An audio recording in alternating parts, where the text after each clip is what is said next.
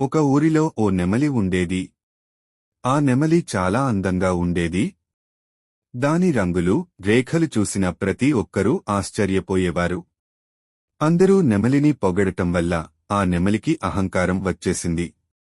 ఒకరోజు ఆ నెమలి నదికట్ట వద్ద నాట్యం చేస్తూ తనను తాను ఎంతో పొగిడుకుంటూ ఇలా అన్నది, ఈ లోకంలో నాకు సాటి ఎవ్వరూ లేరు.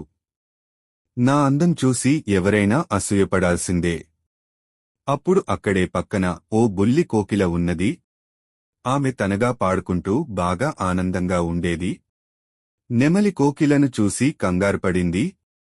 నీలా నలుపు నలుపుగా ఉండే పక్షి ఎలా ఇలా ఆనందంగా పాడగలుగుతుంది అని అడిగింది. కోకిల నవ్వుతూ చెప్పింది, అందం దేహంలో ఉండదు సోదరి, మనసులో ఉంటుంది. నేను ఎవ్వరితోనూ పోల్చుకోను.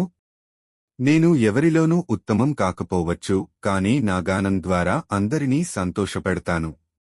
ఆ మాటలు విన్న నెమలికి సిగ్గేసింది. అప్పటినుంచి అది తన అహంకారాన్ని తగ్గించి వినయంగా ఉండడం మొదలుపెట్టింది. అహంకారం మనకెప్పుడూ మంచిని తేవదు. వినయం కలిగి ఉంటే అందరూ మనను గౌరవిస్తారు.